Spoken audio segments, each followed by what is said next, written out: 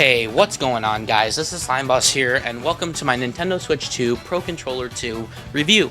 As you guys know, I'm the controller guy, and so I've been buying a bunch of controllers over the course of the Switch's lifespan and doing reviews on them. So in a couple of weeks, when I finally get my hands on the GameCube controller, I'm going to be doing a review of that too.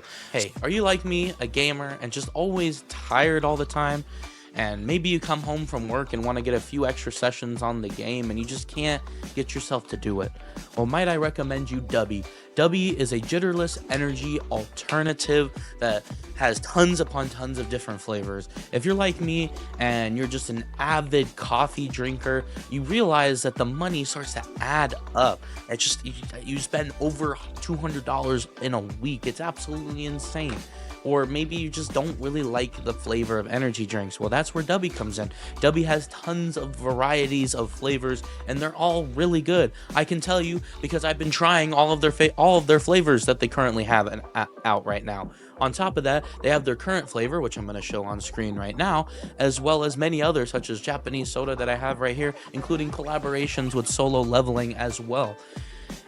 I couldn't recommend Dubby enough. They've been helping out the channel for just a little bit now. So if you're like me, a gamer, and need some extra energy, might I recommend you Dubby. And on top of that, speaking of spending $200 a month, if you use our code CrazyCap or clicking the link in the description below, you'll get 10% off of your order. That's code CrazyCap, C-R-A-Z-Y, no space, C-A-P. That CrazyCap, you get 10% off of your order. And with that, let's get back to the video. So first of all, let's do a quick comparison to the Switch 1's controller. I will say that I think that the design of the Switch 2 Pro controller is just absolutely better.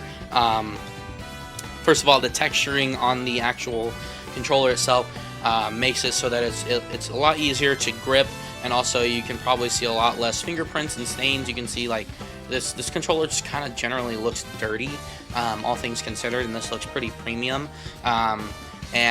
Also with the Switch 1 controller, you can definitely see that like there's some sweat buildup and other things like that.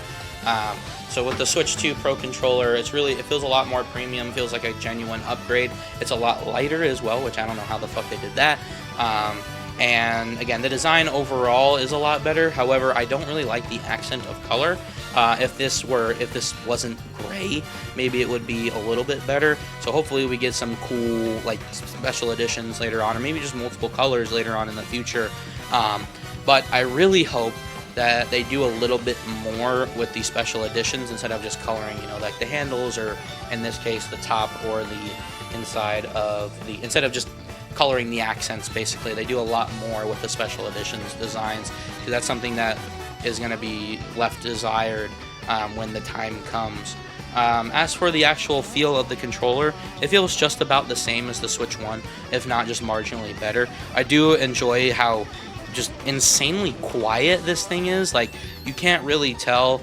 Like, I won't be able to show it on camera, but like if the Switch 1 controller, you can definitely hear like me clacking against the edge there, whereas this one, like, it's a lot more quiet and a lot more subdued, and I enjoy that a lot. And the feel of the joysticks is just a lot better. However, unfortunately, the D-pad is exactly the same. A lot of people do enjoy the Switch 1 D-pad, but I do not. I think it's too mushy, and then the inputs get eaten a lot. Like, if I push left and even just marginally up on the left side, it's gonna push the up on the D-pad, and I never really liked this D-pad. I thought this D-pad was god-awful. The last, I would say, good Pro controller that we had was the Wii U Pro controller, and so if I was to do a ranking of it, I would say Wii U Pro controller still, until they fix this D-pad issue. Maybe the Switch 2. If not the Switch 2 Pro controller, the Switch 1 Pro controller, and then the Wii Pro controller. And so, again, I'm not talking about the classic controller, I'm talking about the actual Pro controller that they released for the Wii. So again, the Wii U only wins overall of the Pro controllers, mostly because of that D-pad, and I really like the Wii U's D-pad.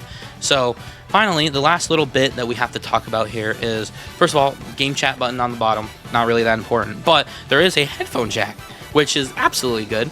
But unfortunately, because of the way my setup is, I don't really need the headphone jack, because if I was playing in handheld mode, or tabletop mode with the Pro Controller, I would likely be using a Bluetooth device.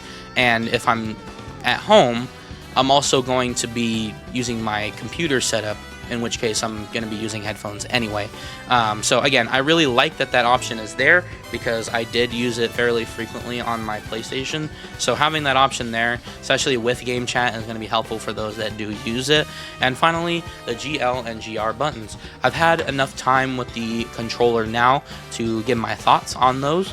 And so originally I was just going to do a review of the console, but now, or the console, the actual controller. But then I was like, you know what, let me play around with the GL and GR buttons, and so far so good. The placement of them is really comfortable, and so they get utilized a lot. I do find myself getting confused a lot just because I am so used to using the buttons that they originally were, and so I put them. I've been using them mostly in Breath of the Wild, where GL is jump and GR is run, or vice versa, and so it makes it a lot easier. But then I end up swapping back to X, and I end up getting my buttons confused very, very easily. So that's more of like me kind of getting used to the new buttons and abilities that the controller has.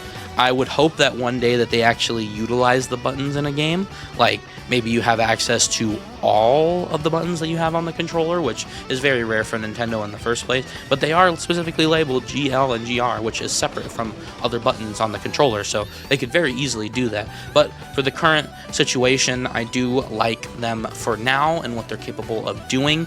Again, comparing that to the Switch 2 Joy-Con to charging crib, having the GL and GR buttons there, the Joy-Cons are just a little too long for my hands, so having the GL and GR buttons where they are just feels a little cheap, and I couldn't really find a comfortable way of using them, whereas with the Switch 2 Pro Controller, it just feels very natural.